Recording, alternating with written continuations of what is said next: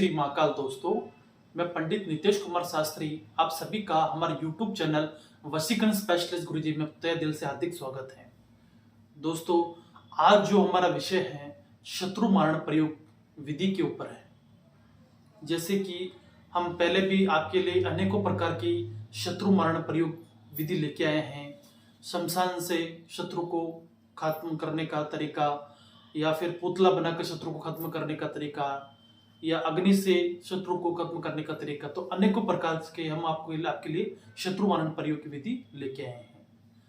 तो आज जो हमारा टॉपिक है शत्रु मारण प्रयोग की, शमशान को जागृत करके किस प्रकार से आप अपने शत्रु का विनाश करेंगे।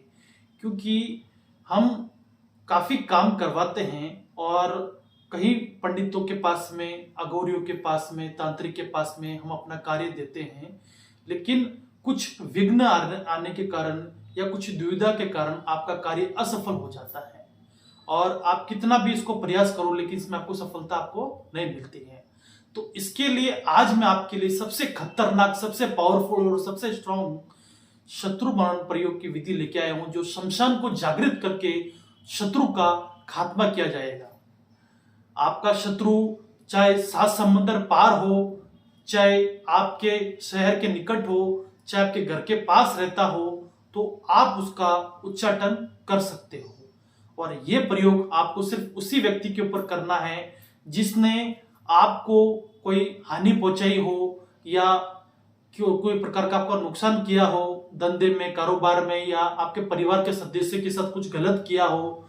तो आप उसको अपने व्यक्तिगत रूप से, अपने मन से आप उसका खात्मा कर सकते हो। लेकिन आप किसी भी आवेश में आकर बेफालतू किसी भी व्यक्ति के ऊपर इस प्रयोग का इस्तेमाल ना करें, ये काफी खतरनाक साबित हो सकता है। ठीक है दोस्तों, इस प्रयोग के अंदर जो जो सामग्री यूज में आएगी मैं आज आपको पूरा विधि पूर्वक बताऊंगा। हाँ तो दोस्तों, इस प्रयोग के अंदर आपको क्या करना है, सबसे पहले मैं आपको बता देता हूं कि किसी व्यक्ति की जो मृत्यु हो जाती है, उसके मृत्यु के पश्चात जो उसको घर से शमशान तक जो उसकी अर्थी तैयार की जाती हैं, तो उसी प्रकार से ये विधि है। और ये विधि आपको शनिवार के दिन रात्रि 11 बजे के करीब ही इसका प्रयोग करना है, तभी इस कार्य में आपको सफलता मिलेगी। अन्यथा आपका मेहनत आपकी पूरी बेकार जाएगी। ठीक है दोस्तों, तो इसमें आपको क्या कर लेना है, जैसे किसी व्यक्ति के मरने के पश्चात जैसे अर्थी सस्ती, इस प्रकार से आपको इस प्रकार से फूलों की, गुलाब से, या जो मिक्स जो भी आपके पास में फूल अवेलेबल हो, फूलों की आपको इस प्रकार से बॉक्स से आपको एक अर्थी आपको सजा देंगे। ठीक है, और आपके घर के शमशान में निकट जिसकी 24 घंटे के अंदर जिसकी मृत्यु हुई हो, उसकी शमशान की आपको राख लेके आनी है। शमशान की आपको राख लेके आ जानी है और कुछ फूल आपको अपने पास में रख लेने हैं। और ऐसे रुई की जो बत्ती होती है, ऐसे लंबी लंबी आपको 5 रुई की बत्ती कर देनी है। और जिस व्यक्ति को आप हानि पहुंचाना चाह रहे हो, जिसका खात्मा कर रहे हो, जिसका उच्चाटन करना चाह रहे हो, उसका एक कपड़ा आपको ले लेना है और उसका एक पुतला आपको कपड़े का बना लेना है। और एक कोई भी खोपड़ी जो आपके पास में किसी मसान से या किसी तांत्रिक से अवेलेबल हो, एक खोपड़ी आपको आवश्यकता पड़ेगी। खोपड़ी को अपने पास में रख लेना है। ठीक है दोस्तों, करना क्या है आपको, सबसे पहले जो शमशान की जो राख होती है, उस राख को जैसे अर्थी के ऊपर आपको छिड़क देना है।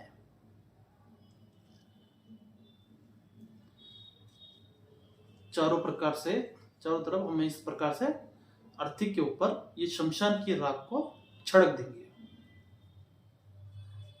छिड़कने के बाद में आपको जो अपने शत्रु का जो पुतला है, उस पुतले को आपको उस अर्थी के ऊपर इस प्रकार से रख देना है और उसके ऊपर कुछ पुष्प आपको डाल देना है।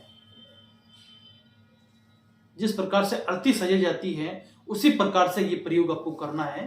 और कुछ पुष्प आपको इस प्रकार से इसके ऊपर डाल देने हैं और वही शमशान की राख को आपको उसके पुतले के ऊपर भी कुछ इस प्रकार से थोड़ी थोड़ी डाल देनी है। डालने के बाद में आपको जिस व्यक्ति के ऊपर आप कार्य कर रहे हो उस व्यक्ति का कोई भी पहना हुआ कपड़ा आपको इसमें यूज में लगेगा, चाहे धुला हुआ होगा तो भी चलेगा, लेकिन एक बार उसका पहना हुआ होना चाहिए। उस व्यक्ति के कपड़े को आपको इस प्रकार से उस पुतले के ऊपर रख देना है। रखने के बाद में आपको जो ये रुई की जो बाती बनाई हुई है उनको इस प्रकार से पतला करके आपको इसके शरीर की जो पंच तत्व होते हैं, हर व्यक्ति के जो शरीर के पंच तत्व होते हैं, तो 5 आपको इसे बाती बनाकर आपको इस प्रकार से इनके ऊपर रख देनी है। देख लीजिएगा।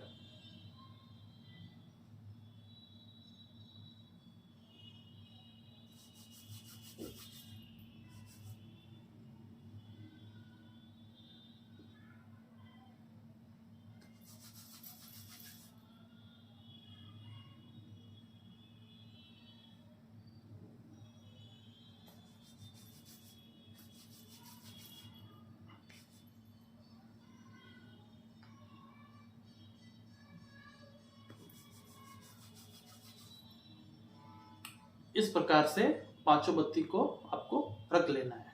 ठीक है दोस्तों। और जिस व्यक्ति के ऊपर हम कार्य कर रहे हैं उसकी फोटो ले लेनी है। फोटो को आपको वो नारियल के ऊपर इस प्रकार से उसको बांध लेना है। मोली की सहायता से इसको फोटो को उल्टा रख के इसको इस प्रकार से बांध लेना है और उसको यहाँ पे इस प्रकार से पास में रख लेना है। और एक छोटा सा कोई भी कांच का स्टैंड लेके मोमबत्ती लेनी नहीं है आपको उसको, क्योंकि मरने के बाद में हम जब किसी बॉडी को घर के अंदर रखते हैं तो एक दीपक पास में जलाया जाता है, तो उसी प्रकार से आपको एक छोटी एक कैंडल आपको जला लेना है।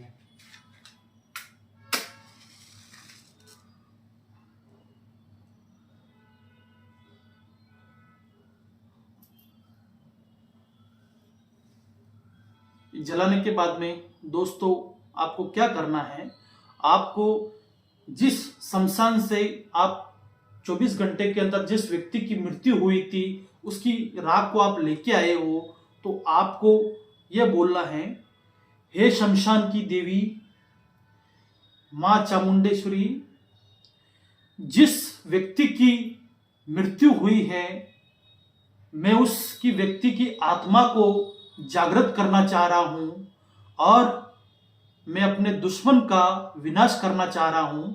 मेरे दुश्मन ने जो मेरे को हानि पहुंचाई है, हे शमशान की देवी, आप अपनी शक्ति से उस आत्मा को जागृत करें और जिस व्यक्ति के ऊपर मैं कार्य कर रहा हूं उसके शरीर को मछली की तरह तड़पा तड़पा के उसकी शरीर में से उसके प्राण निकाल ले, मेरे कार्य को सफल करने में सहायता करे, सहायता करे, सहायता करे।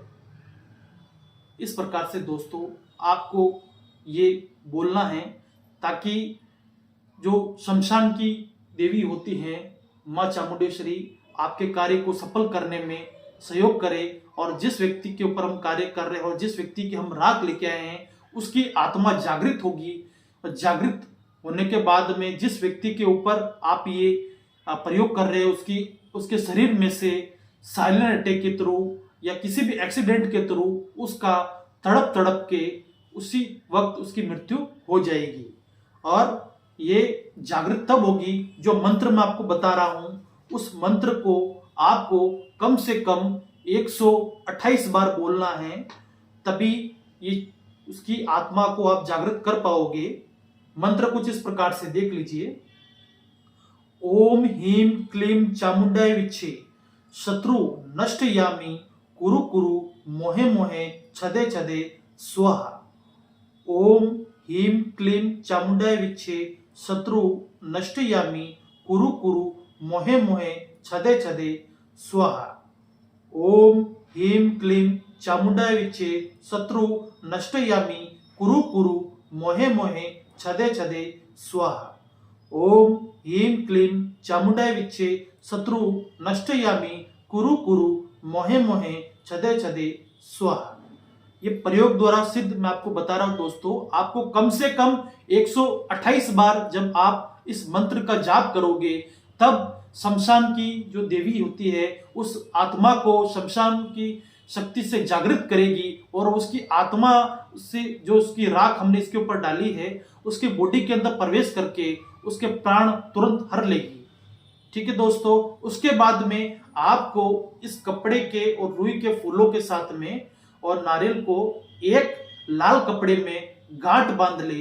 गांठ बांधने के बाद में वहीं जहां से आप चिता लेके आए हो वहीं पे कुछ चंदन की लकड़ी ले ले, थोड़ा सा घी ले ले और सरसों का तेल ले ले और एक नारियल ले ले।